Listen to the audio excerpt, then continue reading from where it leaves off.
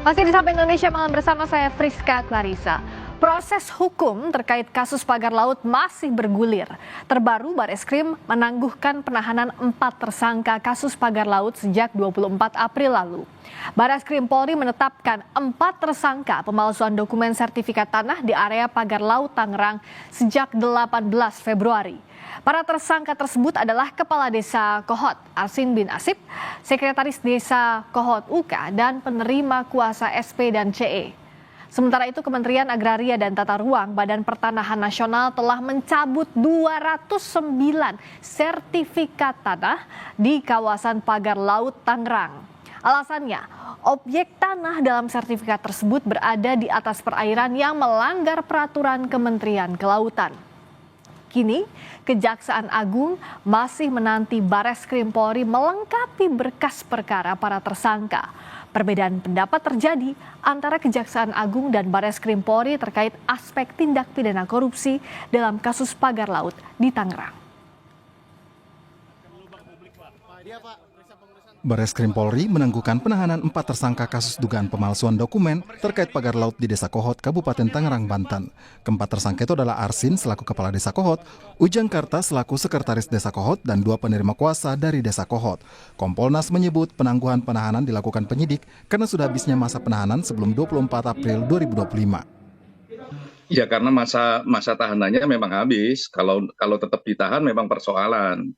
Ya, tapi status tersangkanya kan masih tetap jalan, status penyidikannya tetap jalan. Nah, oleh karenanya penting bagi kepolisian dan kejaksaan untuk duduk bersama. Berlarut-larutnya penanganan kasus ini karena polisi dan jaksa berbeda pandangan soal ada tidaknya tindak pidana korupsi di kasus pagar laut Tangerang. Jaksa menilai kasus pagar laut adalah kasus korupsi, sebaliknya polisi tetap pada pendapatnya bila kasus ini hanya sebatas tindak pidana pemalsuan dokumen. Kalau selama ini perkara ini disidik dengan tindak pidana umum, maka dengan petunjuk ini ya supaya dipersilahkan disidik dengan tindak pidana korupsi. Jadi saya kira tidak ada yang perlu diperdebatkan di situ ya. Jadi misalnya kalau dikirim lagi dengan tindak pidana umum kan sudah ada petunjuk JPU supaya disidik dengan tindak pidana korupsi kan. Karena beban pembuktian itu ada pada penuntut umum. Ketua Riset dan Advokasi LBH APPP Muhammadiyah Gufroni mengaku kecewa dengan proses hukum pagar laut di Desa Kohot, Kabupaten Tangerang. Sebagai pihak yang pertama kali melaporkan kasus itu ke Bareskrim, Gufroni menyebut optimisme yang awalnya muncul kini telah sirna. Penyidik harus juga mengungkap ini secara terang, ya sebenarnya siapa aktor intelektual di balik kasus pemalsuan HGB yang sebetulnya kita sudah mengetahui bahwa HGB itu dimiliki atas nama perusahaan ya atau anak perusahaannya Agung Sedai Group. Sehingga semestinya harus gerak cepat Mabes Polri untuk menangkapi berkas, bukan kemudian melakukan penangguhan penahanan dengan alasan bahwa masa penahanan sudah habis. Kementerian ATR Badan Pertanahan Nasional mendata ada 200 lebih sertifikat di Laut Tangerang, baik hak milik maupun hak guna bangunan. Meski kini, Kementerian ATR telah mencabut satu persatu sertifikat yang diketahui berada di wilayah laut karena cacat hukum. Sertifikat inilah yang kemudian diduga menjadi penyebab dibuatnya pagar di perairan Tangerang. Bareskrim Polri mengeklaim meski menangguhkan penahanan Kades Kohot Arsin dan 3 tersangka lainnya, proses hukum para tersangka tetap berlanjut. Tim Liputan, Kompas TV. Bareskrim Polri menyebut tak ada kerugian negara dalam kasus pagar laut di Tangerang. Sementara Kejaksaan Agung menyebut ada dugaan korupsi dalam penerbitan sertifikat di Laut Tangerang. Bagaimana mendudukan jeratan hukum dalam kasus pagar laut Tangerang? Kami bahas bersama Hasbiela Ilyas, anggota Komisi 3 DPR RI fraksi PKB. Bergabung juga Ahmad Solihin, pakar kelautan IPB, dan Komjen Purnawirawan Ito Sumardi, Kabareskrim Polri 2009-2011. Selamat malam Bapak-Bapak. Malam. Malam, Mbak Rizka. Selamat malam, dan kami juga sudah mengundang perwakilan dari Barreskrim Polri dan Kejaksaan Agung tetapi belum bersedia hadir dalam dialog malam hari ini. Saya ke Pak Ito dulu. Kalau di Tipidum Barreskrim Polri bilang bahwa tidak ada kerugian negara dalam kasus pagar laut, tapi apakah iya sesederhana itu untuk menentukan ada tidaknya unsur pidana, untuk menentukan apakah ada tidaknya tindak pidana korupsi dalam satu dugaan kasus? Begini Mbak, saya juga sudah berdiskusi dengan teman-teman penyidik ya Barreskrim. Mereka menyampaikan alasan tadi sudah disampaikan oleh Pak Hairul Anam dari Kompolnas, memang sudah melewati masa penahanan. Kan ini ada aturan hukum yang berlaku, dan para tersangka ini mereka adalah orang-orang yang kooperatif ya. Itu masalah penahanan. Tapi sekarang terkait dengan masih adanya perbedaan pendapat antara kejaksaan dan penyidik. Kejaksaan mengatakan bahwa ada indikasi ya korupsi berupa suap, gratifikasi, dan kerugian negara akibat perubahan status kepemilikan laut menjadi milik perorangan atau perusahaan. Kemudian Kejagung juga berpendapat bahwa perubahan status lahan merupakan perbuatan melawan hukum yang menyebabkan kerugian negara. Bicara masalah kerugian negara, persyaratannya adalah secara hukum harus ditetapkan oleh auditor negara yaitu BPK. Nah, sementara ini BPK dan para ahli menyatakan belum ada kerugian negara. Bagaimana kita mau menentukan bahwa itu adalah kasus korupsi? Kan kita juga tidak bisa penyidik sewenang-wenang menetapkan seseorang dalam dugaan terlibat kasus korupsi. Ini pendapat yang saat ini masih terjadi antara Barreskrim dan Kejaksaan ya. Tentunya Barreskrim mengatakan kasus pidananya itu sudah memenuhi syarat pemalsuan surat. Tetapi nanti apabila ada indikasi ditemukan bukti-bukti menyatakan ada kerugian negara, tentunya akan ditindaklanjuti oleh dari Korps Pemberantasan Tindak Pidana Korupsi atau Kortas Tipikor ya. Demikian Mbak. Pak Ito, tapi kan bicara soal tadi masa penahanannya habis, yang jadi pertanyaan kan kok nggak bisa disidik secara lebih detail lagi selama masa penahanan itu berlangsung. Iya memang sekarang masa penahanannya habis, jadi harus ditangguhkan secara proseduralnya begitu. Tapi kenapa dalam waktu itu dianggap tidak bisa memaksimalkan untuk melengkapi berkas perkara? Apa yang Pak Ito lihat soal ini? Disinilah bedanya pendapat Mbak ya.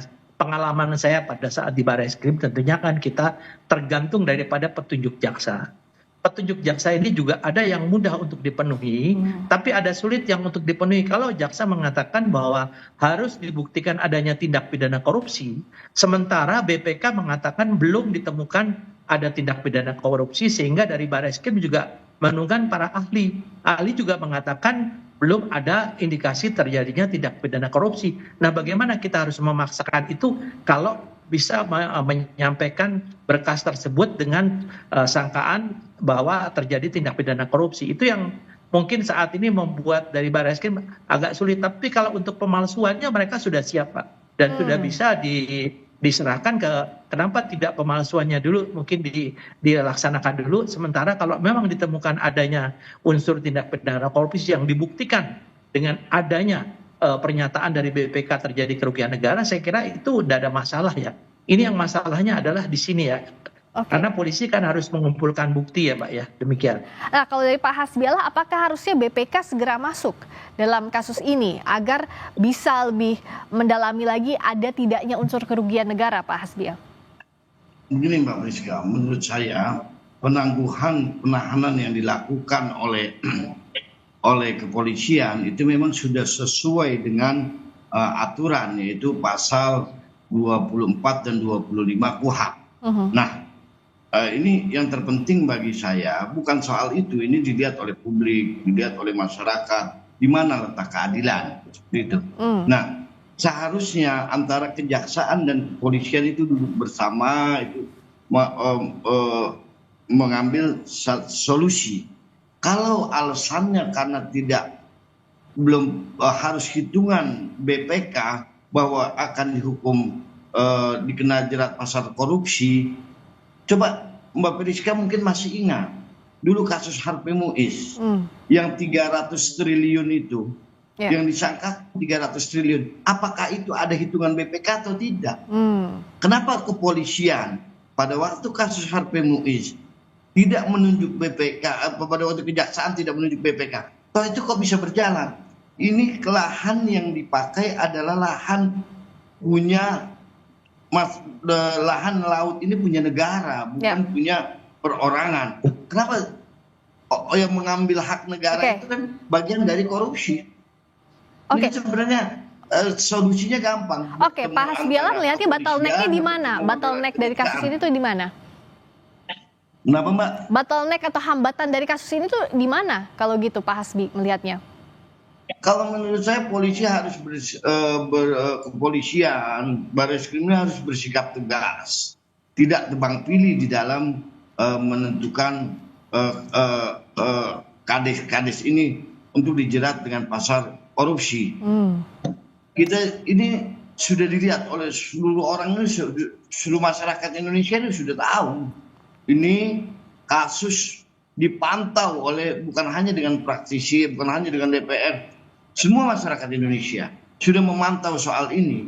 Dan jangan sampai ada pandangan negatif terhadap kepolisian, ada prasangka yang tidak baik dengan kepolisian dari kalangan masyarakat bahwa ini dibackingi oleh pengusaha besar, kan seperti itu. Ya, ini yang harus kita jaga. Hukum itu jangan hanya berlaku untuk orang-orang bawah, tapi untuk orang atas tidak berlaku seperti itu. Jadi ada ketegasan dari Polri. Kalau dari DPR melihat ini ya, kalau ke Pak Solihin, sebenarnya kalau dari sisi Anda sebagai pakar kelautan IPB, dengan adanya pagar laut, bagaimana kita bisa melihat kerugian yang didapatkan? Jadi konteks kerugian negara ataupun kerugian dalam hal apapun kepada masyarakat, bagaimana melihat ini Pak Ahmad Solihin? Baik, Mbak Priska, dalam konteks kelautan ada valuasi ekonomi sumber daya. Tadi memang dikatakan Pak Hasbi mengenai bagaimana BPK menilai, maka pakar pun bisa melakukan penilaian kerusakan yang terjadi akibat pagar laut. Yang menarik adalah dalam Undang-Undang Cipta Kerja tidak ada, dalam pagar laut tidak ada konteks pidana, karena dalam konteks pidana ketika terjadi perubahan fungsi ruang. Nah pertanyaannya, pagar laut itu tidak ada perubahan fungsi ruang untuk pagar lautnya Mbak ya, artinya ketika pagar laut yang berlaku adalah sanksi administratif. Dan KKP sudah mempunyai hitungannya mengenai per hektarnya berapa yang harus diganti. Nah itu dalam konteks pagar laut, nah sebenarnya yang maju adalah kewenangan Kementerian Kelautan dan Perikanan, karena ada sanksi administratif yang dilanggar, ketiadaan pemilikan izin yang tidak merubah fungsi kalau saya melihat, karena di sana tidak ada terumbu karang, tidak ada lamun, dan tidak ada mangrove gitu ya, sehingga yang terjadi adalah akses nelayan saja yang terganggu. Tapi dalam konteks saya sepakat dengan Pak Komjen Ito bahwa ketika dalam konteks pemalsuan dokumen, itu kan syarat yang dipersyaratkan di dalam Permen ATR BPN 17 tahun 18 tahun 2021 bahwa sebelum memiliki hak HGB dan sebagainya, maka diperlukan adalah konfirmasi KKPRL dari Kementerian Kelautan dan Perikanan, dan konfirmasi ini yang dipalsukan juga Pak Ito. Jadi bukan ketika syaratnya tidak memenuhi, maka ternyata dari Dinas Kelautan dan Perikanan Provinsi Banten juga menyanggah bahwa kami tidak pernah menyiapkan rekomendasi KKPRL, KKP juga tidak pernah mengatakan itu. Jadi ketika teman-teman ATR BPN mengeluarkan dokumen SHM dan HGB, dari mana persyaratannya? Karena pasal 197 itu jelas syaratnya adalah konfirmasi kesesuaian kegiatan pemantauan ruang laut, dan itu dipalsukan. Makanya saya sepakat bahwa dalam konteks ini pemalsuan dokumen dulu yang harus diperiksa. Tapi bisakah pemalsuan dokumen ini membuka ke tindak pidana korupsi tadi Pak Solihin? Saya masih belum melihat ya Mbak ya, kecuali sampai saat ini bahwa yang terjadi dokumen dipalsukan. Kalau masalah gratifikasi misalkan kasus suap kepada aparat pemerintahan desa untuk mengeluarkan dokumen, itu bisa terjadi tetap. Nah ini yang benang merahnya betul kata Pak Hasbi tadi, dudukan dulu perkaranya, di mana ketidakcocokan antara kepolisian dengan kejaksaan. Betul, karena kalau bisa bicara soal ketidakcocokan, Kejaksaan Agung sudah yakin, bahkan bilang semestinya tidak ada perdebatan lagi soal apa yang akan didalami dalam kasus ini adalah soal unsur tindak pidana korupsinya. Nah Pak Ito, apakah ada pintu masuk soal tindak pidana korupsi misalnya dari pasal 3 Undang-Undang Tipikor, bahwa setiap orang yang dengan tujuan menguntungkan diri sendiri atau orang lain atau suatu korporasi menyalahgunakan kewenangan, kesempatan atau sarana yang ada padanya karena jabatan atau karena kedudukan dilakukan dapat merugikan keuangan negara atau perekonomian negara dipidana seumur hidup. Selain membuktikan unsur kerugian negaranya, apakah dengan menyalahgunakan jabatan wewenang misalnya untuk mengeluarkan sertifikat pagar laut ini bisa jadi pintu masuk untuk mencari tahu apakah ada tidaknya unsur tipikor, Pak Ito? Nah, begini Pak, tindak pidana kita ini kan menganut delik material ya. Jadi harus ada satu kerugian yang bisa dinyatakan secara hukum dan sah oleh satu badan negara, yaitu auditor yang bisa menjadi alat bukti. Dalam proses penyidikan, tugas daripada penyidik adalah mengumpulkan alat bukti. Nah sekarang bayangkan kalau misalnya kita ajukan, katakanlah dari teman-teman kejaksaan mengajukan ke pengadilan, kemudian ditolak oleh pengadilan karena alat buktinya dianggap tidak memenuhi syarat atau tidak cukup, kan berarti ini menjadi masalah hukum lagi.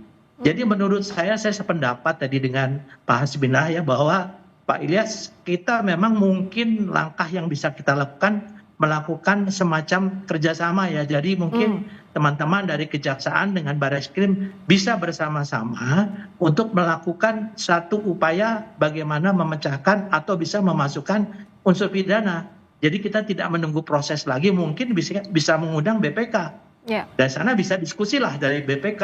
Saya ingat waktu saya menangani kasus mafia pajak dulu ya, kita punya satgas dengan anggota Komisi 3 juga waktu itu ya Pak Catur.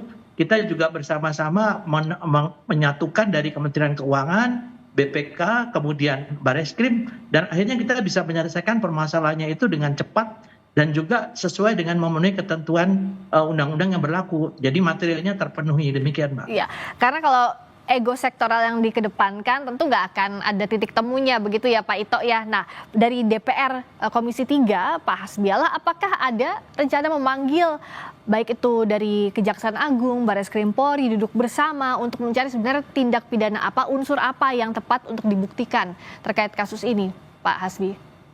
Saya rasa menurut saya tidak perlu dipanggil Pak, karena yang Mbak sampaikan tadi, tolong hilangkanlah ego sektoral masing-masing antara kepolisian dan kejaksaan. Kita ini kepolisian dan kejaksaan, kedua-duanya ini bekerja untuk masyarakat, untuk bagaimana di Indonesia yang kita cintai ini bersih dari korupsi, aman dari korupsi di masyarakat semua ya. Pandangan masyarakat jangan sampai ego sektoral yang dikedepankan antara Kejaksaan Agung dengan kepolisian yang menyebabkan tidak kepercayaan publik kepada kedua institusi ini. Harusnya mereka duduk bersama, saya ulangi lagi, duduk bersama membuat kesepakatan. Nah siapa yang jadi penengahnya ini Pak Hasbiallah kalau Komisi 3 DPR nggak manggil? Tidak ada yang sulit sebenarnya. Asal ada kemauan dari kedua belah pihak ini. Nah, penyidikan sudah 60 hari, dalam waktu yang sekian lama itu seharusnya ada koordinasi antara kejaksaan dan kepolisian. Iya, kan itu seharusnya, tapi pada praktiknya kita lihat belum ada sampai sekarang. Pak Hasbiallah, kalau Komisi 3 DPR tidak memanggil, apa yang akan dilakukan DPR? Oh kita lihat prosesnya bagaimana, nanti kita akan pelajari, setelah itu baru diskusi dengan kawan-kawan di Komisi 3 apa perlu dipanggil atau tidak. Kalau Pak Solihin lihatnya apakah perlu dipanggil, didudukan bersama dengan penengahnya Komisi 3 DPR RI? Karena kalau tidak, tentu tidak akan ada ujungnya. Ini yang mana yang akan diambil? Yang satu arahnya ke kanan untuk pemalsuan dokumen, yang satu sudah jelas misalnya ingin ke pembuktian unsur tindak pidana korupsi. Pak Solihin. Jelas, dalam konteks ini Mbak Priska, saya melihat bahwa peran DPR nampaknya perlu aktif ya Pak Hasbi, karena kalau misalkan tadi dibiarkan, nampaknya kepolisian punya pandangan sendiri, kejaksaan juga demikian. Padahal jelas bahwa kita tahu bahwa dalam konteks ini, saya sejak awal bahwa dalam konteks pagar laut memang tidak ada tindak pidana. Tapi dalam konteks pemalsuan, dalam konteks legalitas perizinan SHM dan HGB itu ada pemalsuan jelas. Karena KKP dan DKP Provinsi Banten tidak pernah mengeluarkan rekomendasi. Sehingga kenapa bisa keluar? Nah disitulah sebenarnya pintu masuknya. Jadi kalau memang masing-masing bersikukuh, diharapkan peran dari legislatif untuk menyelesaikan masalah ini, Pak. Apalagi kan Pak Ito, kalau kita lihat dalam kasus ini yang merasa dirugikan warga nelayan ini menyuarakan kekecewaannya saat ada penangguhan penahanan dan berharap sebenarnya ada transparansi dalam penanganan kasus pagar laut. Apa yang bisa dilakukan agar masyarakat, agar warga yang merasa dirugikan ini bisa dipenuhi juga haknya sambil kita menunggu kemana ujungnya kasus ini, Pak Ito? Ya begini Mbak Friska, kita melihat dari aspek normatif ya. Kalau normatif itu kita kenal bahwa ada sistem peradilan pidana atau CJS, di mana polisi menyidik, jaksa menuntut, hakim mengadili. Nah ini kan ada proses yang terpisah, jadi kalau dikatakan ego sektoral mungkin saya kurang sependapat. Tetapi saya sependapat tadi dengan Pak Hasbi dan terutama Pak Solihin.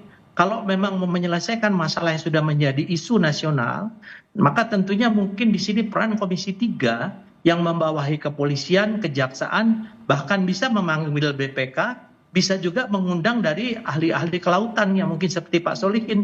Di sana dibicarakan, kemudian dibuat satu kesepakatan, sehingga merupakan satu konsensus yang harus dilakukan secara bersama-sama oleh DPR. Nah ini kembali kepada pengalaman saya waktu menangani kasus mafia pajak, Mbak. Mungkin ini yang terbaik ya. Mungkin Pak Hasbi nanti bisa memfasilitasi dengan teman-teman dari Komisi 3. Demikian, Mbak. Ya, karena kalau tadi dari pengalamannya Pak Ito saat mengatasi kasus mafia itu kan artinya harus ada will. Siapa yang mau jadi inisiatornya begitu ya Pak Ito. Nah, inisiator itu adalah Komisi 3 DPR kalau menurut Anda. Iya, kan bagaimanapun juga Komisi 3 DPR adalah mewakili rakyat. Jadi kalau rakyat kecewa, marilah sekarang Komisi 3 ini kan bisa memanggil dengan pendapat sehingga tidak lagi ada kesan adanya arogansi atau sektoral ya. Saya kira enggak juga lah, karena kita harus melihat dari aspek normatifnya. Bagi rekan-rekan kepolisian, Barreskrim juga ya malu juga lah Mbak, ini kan masalah masyarakat. Tetapi karena kita harus menegakkan aturan berdasarkan tadi delik material, yang seperti Pak Solihin katakan, kalau materialnya belum bisa terpenuhi, nanti bagaimana kita pada saat di pengadilan? Kan ini akan membawa marwah daripada kepolisian juga, sehingga tentunya kita harus melihat dari hal yang sifatnya adalah sifatnya normatif. Demikian, Mbak. Membawa atau menangani kasus tepat secara normatif tadi, membuktikan delik materialnya, ini sering jadi kendala dalam berbagai kasus, terutama tindak pidana korupsi ya, kita lihat dalam praktiknya di Indonesia. Karena itu Pak Hasbi, lah kalau tadi kata Pak Ito, dari Pak Solihin juga setujunya, ya Komisi 3 DPR mengambil peran mewakili rakyat untuk memanggil para pihak, para penegak hukum ini, agar pada saat dibawa nanti ke persidangan, bisa lengkap berkasnya, bisa diterima berkasnya, tidak dimentahkan lagi. Apakah sudah ada pembicaraan ini setidaknya secara informal dulu lah dari Komisi 3 DPR atau masih menunggu waktu? Apa yang ditunggu? Begini Mbak, memang di Komisi 3 ini kita selalu mendamaikan di waktu RDP dengan misalnya salah satu contoh kemarin belum lama itu sirkus dengan Taman Safari Indonesia, kita yang damaikan, alhamdulillah selesai. Kita lihat nanti perkembangannya bagaimana kasus ini di kepolisian dan di kejaksaan. Di kepolisian berjalan atau tidak. Jika tidak berjalan pasti akan dipanggil oleh Komisi 3 dan biasanya didamaikan seperti itu. Tapi kita tidak bisa Komisi 3 ini tiba-tiba langsung memanggil, tidak mempelajari dengan secara seksama. Kita akan pelajari secara seksama dengan kawan-kawan di komisi. Memang jika perlu dipanggil ya kita panggil dan kita damaikan, dan bukan hanya kasus ini, beberapa kasus banyak yang diselesaikan di Komisi 3. Jangan sampai ujungnya hanya sanksi administratif, tentu pembuktian hukumnya harus hati-hati, kita sepakat itu, tapi harus berjalan sampai tuntas, itulah yang dinantikan oleh masyarakat, sehingga Komisi 3 DPR tentu diharapkan untuk memantau kasus ini sampai mana, kalau ada bottleneck, ya penengahnya dari DPR untuk mewakili publik. Terima kasih. Biasanya seperti itu. Biasanya seperti itu dan semestinya seperti itu, kita tunggu Pak Hasbilah. Terima kasih banyak atas waktunya. Hasbilah Ilyas, anggota Komisi 3 DPR RI fraksi PKB. Terima kasih Pak Ahmad Solihin, pakar kelautan IPB, dan Komjen Purnawirawan Ito Sumardi, Kabar Eskrim Polri 2009-2011. Terima kasih, selamat malam. Terima kasih, Pak Ito. Sampai ketemu lagi.